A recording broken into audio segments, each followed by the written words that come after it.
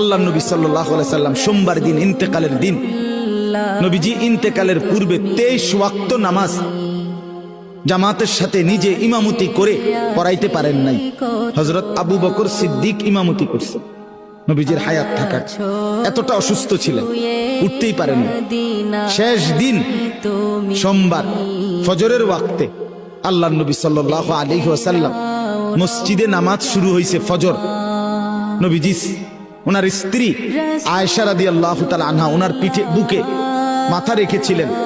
নবীজি বললেন, আয়েশা আমারে সোজা করে বসাও, আমার হুজরার পর্দা সরাও, আমি আমার সাহাবীদের ফজরের নামাজের দৃশ্য দেখব।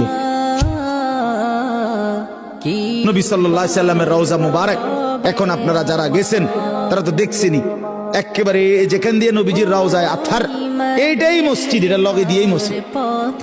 তো নবী সাল্লাল্লাহু আলাইহি সাল্লামকে আম্মা জান আয়েশা নবীজির বিবি এরকম কনুইয়ের মধ্যে ঠেস দিয়া বসাইছে, পর্দা সরায় দিছে।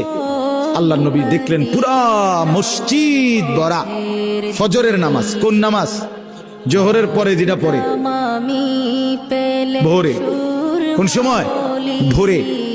এই ফজরের নামাজের ওয়াক্তে আল্লাহ নবী সাল্লাল্লাহু আলাইহি সাল্লাম দেখলেন পুরা মসজিদ ভরা মুসল্লি আবু বকর সিদ্দিকের নেতৃত্বে নামাজ পড়ছে।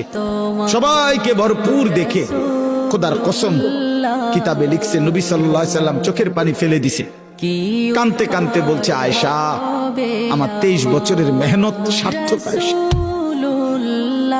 আমি বহুত কষ্ট করেছি রে আয়েশা, গত 23টা বছর আমি পাথরের আঘাত সয়েছি তায়েফে, আমার দান শহীদ করছি, আমি পেটের মধ্যে ক্ষুধার কষ্টে পাথর বাঁধছি, আমি কত রাত খাই নাই, কত দিন খাই নাই, অভুক্ত আমি রাত কাটাইছি, দিন কাটাইছি, পাথরের আঘাতে আমার পিঠ চালনির মতো ছিদ্র ছিদ্র হয়ে গেছে, আমার রক্তে উহুদের জমিন ভেসে গেছে, আমি ক্ষুধার কষ্টে 2টা পাথর বাঁধছি, এই যে কষ্ট করছি আয়েশা, আজ আমার উম্মতকে দেখলাম ফজরের নামাজে মসজিদ ভরা নামাজে আসছে, আমি খুশি, আমি সার্থক, আমার মেহনত সার্থক।